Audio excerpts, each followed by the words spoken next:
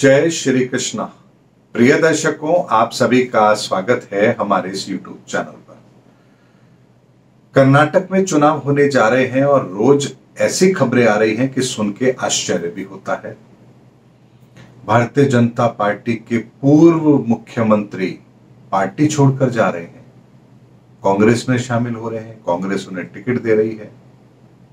कोई अपनी ही पार्टी को धमकी दे रहा है कि मुझे टिकट नहीं मिला तो कम से कम 26 सीटों का नुकसान होगा। ऐसी परिस्थितियां, वो भी भारतीय जनता पार्टी के अंदर, कर्नाटक के अंदर कांग्रेस भी अपनी ताल ठोक रही है।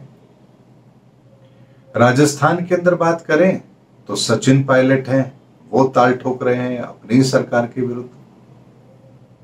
आखिर ये सब हो क्या रहा है? अरविंद केजरीवाल को पूछताछ के लिए बुलाया जाता है, 9 घंटे पूछताछ होती है। अचानक से दिल्ली के अंदर बिजली की सब्सिडी बंद कर दी जाती है। अब से आपको बड़े हुए बिल देने पड़ेंगे, सबको बिजली के बिल चुकाने पड़ेंगे। ऐसी बहुत सारी चीजें जब हम पढ़ते हैं न्यूज़पेपर के अंदर, खबरें आती हैं टीवी के अंदर, तो आपको भी लगता होगा ना कि ये सब क्या हो रहा है। लेकिन अगर आपको ध्यान हो तो मैंने बहुत पहले ही आपसे कहा था कि गुरु चांडाल योग का प्रभाव है। ऐसे ऐसे वक्तव्य, ऐसे ऐसे बयान आएंगे, आपको ताज्जुब भी होगा कि हो क्या रहा है, इन लोगों की मति भ्रमित कैसे हो रही है। और अगर आपको ध्यान हो तो एक वीडियो के अंदर मैंने कहा भी था कि कर्नाटक के चुनाव परिणाम बहुत ही अजीबोगरीब रहने वाले हैं। जब चुनाव परिणाम सामने आएंगे तब लोग अपना सर पकड़ेंगे कि ये हमने क्या किया। अभी कौन सी सरकार बनने जा रही है, किस तरह का मतदान हुआ है, किस तरह का जनादेश मिला है, बड़ी अजीबोगरीब स्थिति होगी।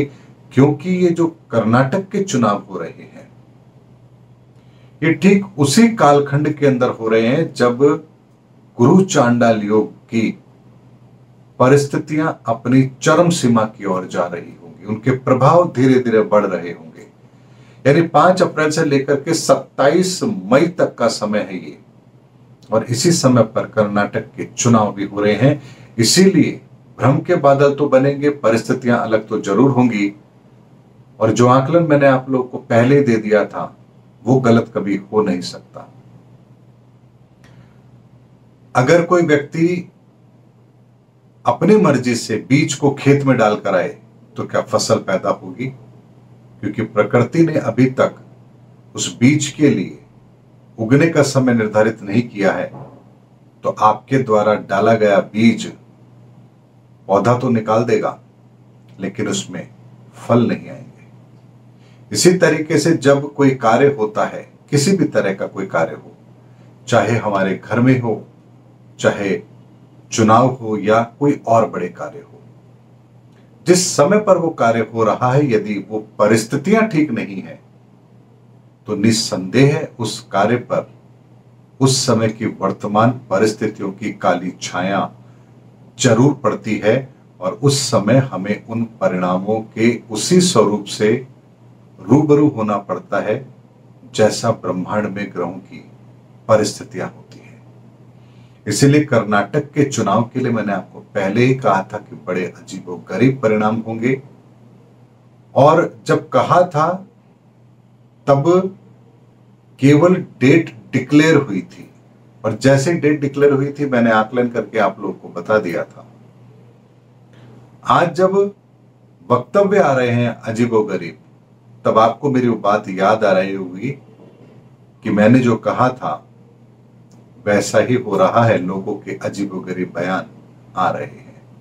हालांकि हर चुनाव से पहले ऐसा होता है, नेताओं के पार्टी छोड़ने का सिलसिला चलता है, दूसरी पार्टी में वो लोग जाते हैं। टिकट की नाराजगी, उन्हें पता है कि क्या करना है, कैसे करना है।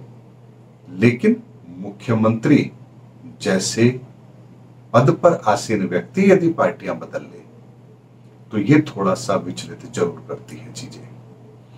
लेकिन गुरु चांडाल योग का प्रभाव है, इसीलिए ऐसा तो होना ही है। और इससे भी ज्यादा चौंकाएंगे हमें कर्नाटक के चुनाव परिणाम।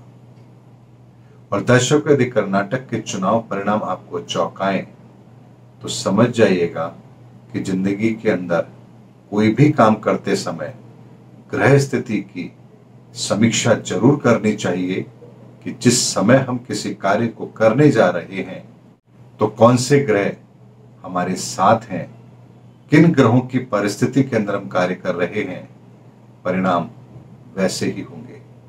ये ठीक उसी तरह से है जैसे आप किसी दूसरे शहर की यात्रा करें, एक आप फर्स्ट क्लास में करें, बाय प्लेन जाएं, और एक आप साइकिल से जाएं या पुरानी किसी ऐसे वाहन से जाएं जो आपको रास्ते में परेशान करे। यात्रा तो आपकी होती है, लेकिन यात्रा का अनुभव आपका वही रहता है जिस साधन से आप यात्रा कर रहे हैं।